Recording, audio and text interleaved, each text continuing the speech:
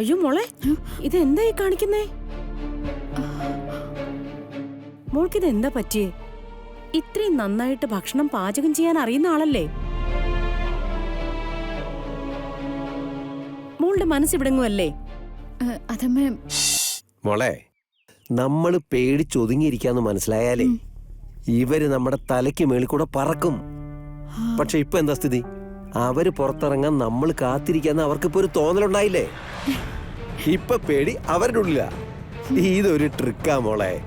അവരുടെ മുമ്പിൽ നമ്മൾ നെഞ്ചു വിരിച്ച് നടന്നാലേ അവർക്ക് നമ്മളെ തൊടാനൊരു പേടിയുണ്ടാകും.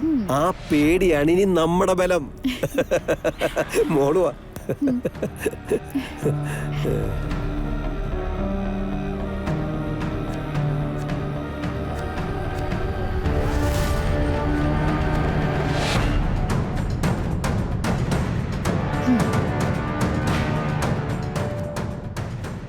ഇഷ്ടപ്പെട്ട വിഭവങ്ങൾ ഉണ്ടാക്കി കൊടുത്ത കൃഷ്ണ നവീന്റെ ഇഷ്ടം പിടിച്ചു പറ്റിയത്. ഇനി ഞാനും ഇങ്ങനെ ചെയ്യണം.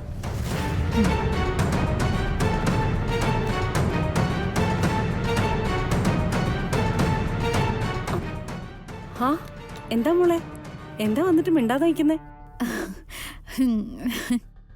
ഒന്നുമില്ല, ഞാനും അമ്മയുടെ കൂടെ പാചകത്തിന് കൂടാന്ന് കരുതി. കൂടിക്കോ, നല്ല കാര്യല്ലേ.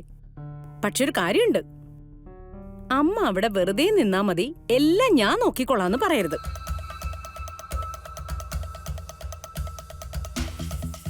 രണ്ടുപേരും ഈക്വലായിട്ട്, അങ്ങനെയാണെങ്കിൽ ഓക്കെ. ആയിക്കോട്ടെ. പിന്നെ നവീന്റെ ഇഷ്ടപ്പെട്ട ഫുഡ് ഏതാ? ആഹാ, അതെന്തൊരു ചോദ്യമാ. നവീൻ ഇഷ്ടപ്പെട്ട ഭക്ഷണം എന്താന്ന് മോൾക്ക് അറിഞ്ഞൂടെ? മോളത് ഉണ്ടാക്കി കൊടുക്കാറുണ്ടല്ലോ. അവന് അതിലും പ്രിയപ്പെട്ട ഭക്ഷണം ഇല്ല. പണ്ട് മുതൽക്കേ 3 നേരം ഭക്ഷണം കഴിക്കുന്ന ശീലം അവനില്ല. പിന്നെ കുഞ്ഞിലേ കഴിച്ചിട്ടുണ്ടാവും, അത് കഴിഞ്ഞിട്ടുണ്ടായിട്ടേയില്ല. പക്ഷേ മോള് പാചകം ചെയ്യുന്ന ദിവസം എങ്ങനെയാ? 3 നേരം അവൻ ഇവിടെ നിന്ന് ഭക്ഷണം കഴിക്കും. അത്രയ്ക്ക് കൈപ്പുണ്യല്ലേ എന്റെ മോൾക്ക്.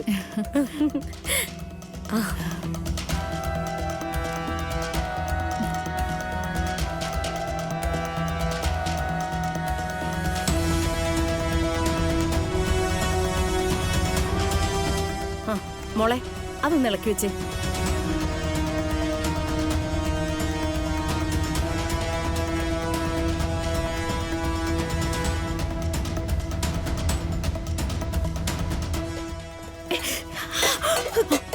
അയ്യോ, എന്തു പറ്റി മോളെ?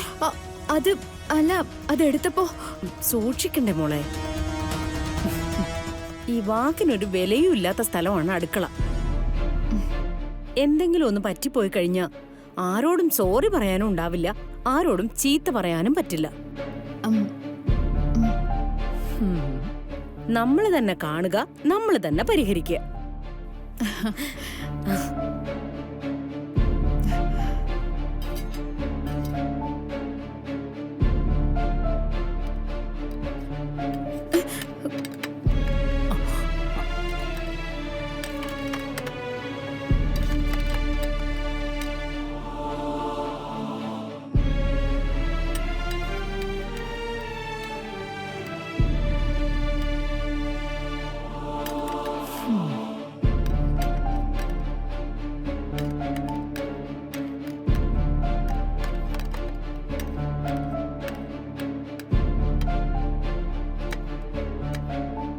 അയ്യോ മോളെ, ഇതെന്തായി കാണിക്കുന്നേ?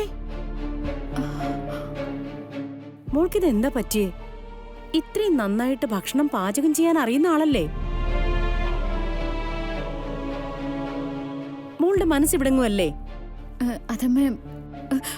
അയ്യോ, എന്താന്നറിയില്ല, എനിക്ക് വല്ലാത്തൊരു തലവേദന. ഒട്ടും പറ്റുന്നില്ല, കണ്ണൊക്കെ തുറക്കാൻ ബുദ്ധിമുട്ടുള്ളത് പോലെ. കൊള്ളാം. എന്നിട്ടാണോ ഈ തീയുടെ അടുത്ത് വന്ന് നിൽക്കുന്നത്? പോയി കിടന്നു, അമ്മ വിളിക്കാം. ശരി ശരി. ദേ, ഇനി അടുക്കളയിൽ അമ്മ തനിച്ചാണെന്നും പറഞ്ഞ് ഉടനെ ഇങ്ങോട്ട് എഴുന്നേറ്റ് വരാൻ നിക്കണ്ട കേട്ടോ. ശരി, ഞാൻ വന്ന് വിളിക്കാന്ന് പറഞ്ഞാ വിളിക്കാം. ശരി, ആയിക്കോട്ടെ.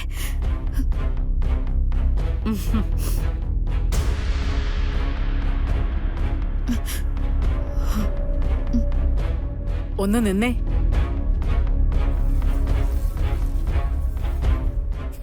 അമ്മ വേഷം കെട്ടിച്ച് ഇങ്ങോട്ട് വിട്ടാ പോരാ. കൃഷ്ണയ്ക്ക് പകരക്കാരിയാണെന്ന് ശ്രമിച്ചാലും പോരാ. ആവണം. ഇനിയൊരു 10 ജന്മം ജനിച്ച പോലും നിന്നെ കൊണ്ട് കൃഷ്ണയാവാൻ പറ്റില്ല. അമ്മയും മോളും കൂടി ആൾമാറാട്ടം നടത്തി അത് നിലനിർത്താനുള്ള ശ്രമമാണല്ലേ? എന്നെക്കൊണ്ട്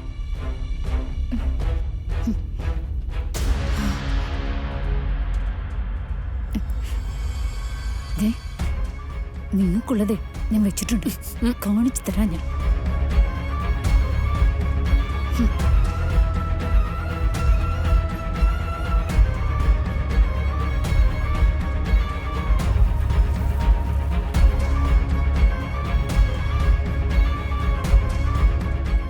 എന്താടി?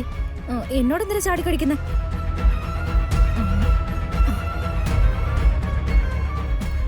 ഗാഥ,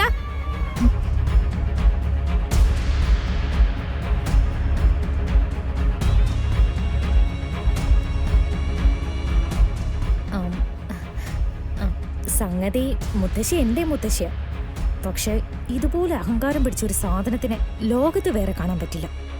എന്റെ കാര്യം പോട്ടെ, എന്റെ അച്ഛന് പ്രത്യേകിച്ച് ജോലിയൊന്നുമില്ല. ഞങ്ങൾ ഈ തറവാട്ടിലെ അന്തേവാസികളായിട്ട് കിടക്കുക. പക്ഷേ ഗാഥാ ശ്രീനിവാസിനെ പോലൊരു പെണ്ണിനെ ഇങ്ങനെ പുച്ഛിച്ച് ചിരിക്കാൻ മുത്തശ്ശിക്ക് എന്താ യോഗ്യത? ഈ വീട്ടിലെ ഏറ്റവും മുതിർന്ന ആളാണെന്നേ ഉള്ളൂ. അല്ലാതെ മുത്തശ്ശി ഈ ലോകത്ത് അവരുടേതായിട്ടുള്ള ഐഡന്റിറ്റി ഒന്നും ഉണ്ടാക്കിയിട്ടില്ലല്ലോ.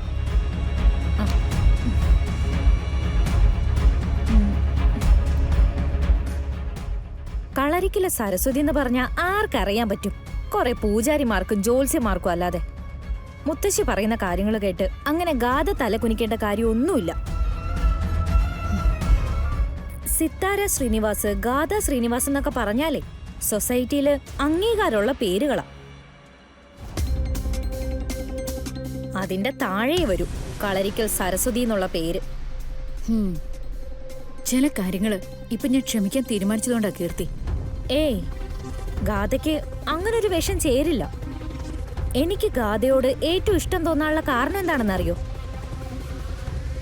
ആരെയും വകവയ്ക്കാത്ത ഒരു നിലപാടുണ്ട് ഗാഥയ്ക്ക്. വിട്ടുകൊടുക്കില്ല എന്നുള്ളൊരു തീരുമാനം. അന്തസ്സുള്ള പെണ്ണുങ്ങളെ ചോദ്യം ചെയ്യാൻ ഒരുത്തനും അധികാരമില്ല എന്നുള്ളൊരു ഭാവമുണ്ട്. അതൊക്കെയാ.